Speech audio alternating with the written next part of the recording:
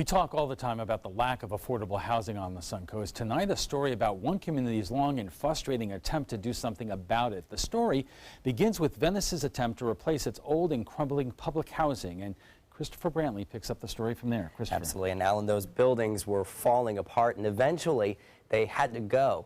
And when the residents had to leave, they were told another complex would be built in its place. But 8 years later, half of the project hasn't even begun. Today, the Venetian Walk community sits on the old Grove Terrace property. This is where the less fortunate of Venice lived for 30 years or more. I love where I live. I love where I live, and I don't want to move. I want to stay right here. When we first met Mary Smith in 2006, she was 74 years old, filling out job applications, worried where she was going to move. Yeah, I need groceries in the house. I don't have a quarter left out of my check. Her Social Security check was only $500 a month.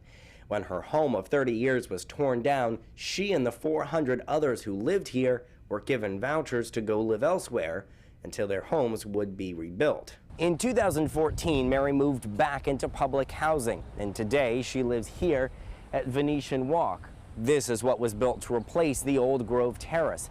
But of the 400 people who lived in Grove Terrace, only the folks 65 and up were able to move back. That's because the project was split into two phases, the first for seniors, the second for young families. But it's the families project that was never completed. We're in the process of obtaining funding for Venetian Walk Phase 2, which will be a 52-unit building of 1, 2, and 3-bedroom apartments, and it will be for any age. We wanted to find out who is ultimately responsible for the property. Hi, Brian. This is Christopher Brantley from ABC 7 News in Sarasota, Florida. How are you doing? We contacted the Department of Housing and Urban Development in Washington, D.C. They told us the National HUD organization does not normally own pieces of land.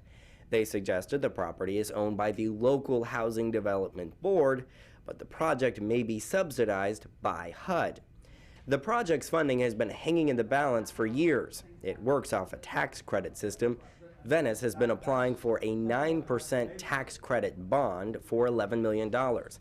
However, 113 other projects around the area have also been applying for that same money. Only about 10 or 11 of them actually got those 9% credits, and we weren't one. And that's happened 3 years in a row so far. No one seems to be able to say with any certainty why Venice keeps getting skipped over for this bond. And the issue gets even more complex because every year Venice gets denied, the city loses money towards the project. 2 years ago, because we didn't start building the project, some of the money that was committed to this project is being clawed back at the rate of $130,000 a year. For its part, the city has moved money around in next year's budget to go towards picking up the money that it has lost. If too much goes, the project could never happen.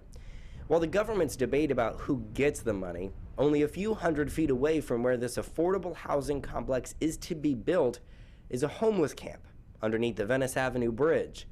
A stark reminder how important the need is for affordable housing. Of Housing and Urban Development in Washington suggested we contact its Miami field office. And we spoke by phone to someone there who sent us a lengthy email explaining in part that the Venice Housing Authority is the group that is responsible ultimately for the property.